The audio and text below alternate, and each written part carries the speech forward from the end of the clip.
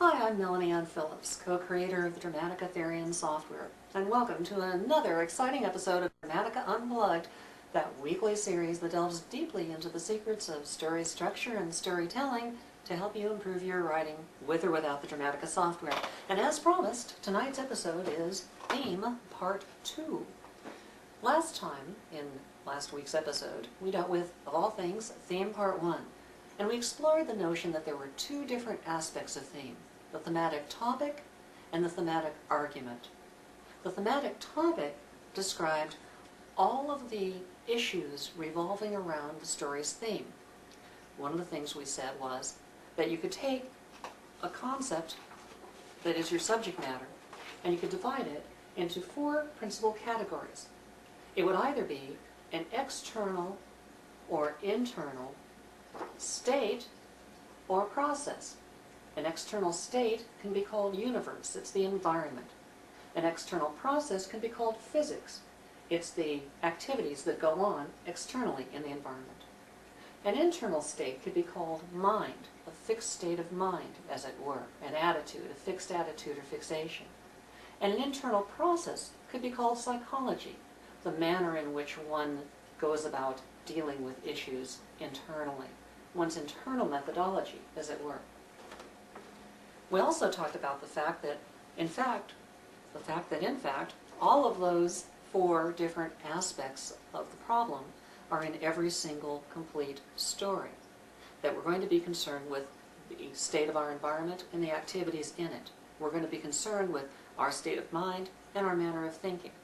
That collectively they describe the initial problem, where it begins, and all of the effects that ripple out from it, because even if we start with a bad attitude, it's going to ripple into things in our environment, and as well as in the processes of our environment and our manner of thinking. But where does it begin? By knowing where the pebble drops that creates these ripples, where the differential is, where the difficulty is, we can then determine the issues around which our story revolves. Now, we also talked about how this chart that I showed you had four different levels.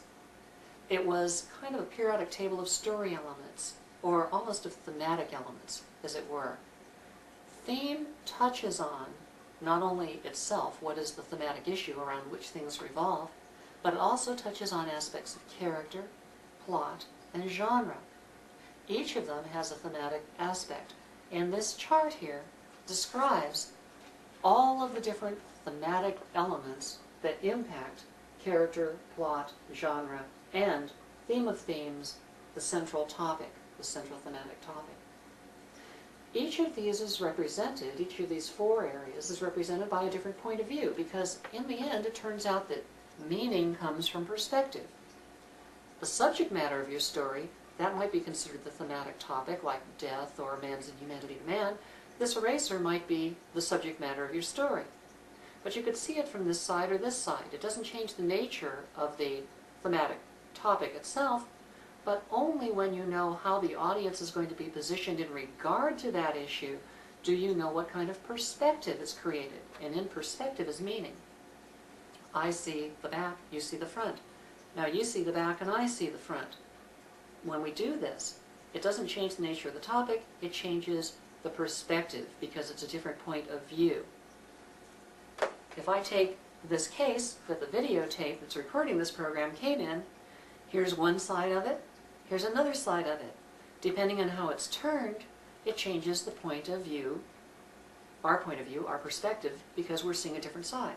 Theoretically, I could move around to your position and see one side, you could move around to mine and see another. So changing our point of view would change the way we saw this, regardless of what subject it is. But keeping our same point of view, like you're there and I'm here, this, and then shifting this in its place, our point of view has stayed the same now, but the subject has changed, and that creates a different perspective. So it requires both the topic, the thematic topic, and the point of view. And that's what happens with this chart.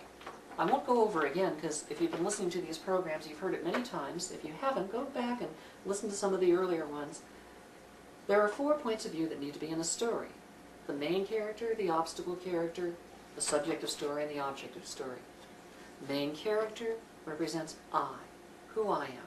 obstacle character, who you are, subjective story, what's happening between us, and objective story, what's going on with everyone.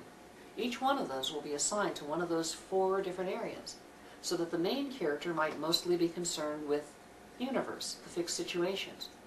The obstacle character might be concerned mostly with mind, the fixed attitudes. The subjective story between them, where they argue their opposing views, might be dealing in psychology. And that would leave the objective story that everyone's involved with dealing with thematic issues pertinent to physics. When all 4 of these areas are explored by all 4 points of view, 1 point of view for each, fully down through all 4 levels of detail to the greatest depth, you will have looked at all of the thematic issues and ramifications that affect character, plot, genre, and zeroed in on the heart of the theme itself. And in the center of them, your audience will then find meaning as all 4 points of view, all 4 subjects, all 4 perspectives they create converge on the meaning at the heart of your story. So last week in Theme 1, we described how to do that and showed video clips of each and every key perspective created. Those perspectives are known in Dramatica as appreciations, because they describe how you're making the audience appreciate a particular aspect of your story. They appreciate what it is from this particular point of view, creating that perspective. And the perspective is an appreciation. A lot of other people simply call them story points. Either way is just as good, but one should recognize that a story point is not necessarily a plot point. A story point can also be a theme point, a genre point, a character point, and that all of them have an aspect of character. Character has an aspect of the heart of characters, what the character's essence is, and how that affects what the character does in plot, and how that affects what the character, the value standards the character has in theme, and the character's overall personality or genre as well.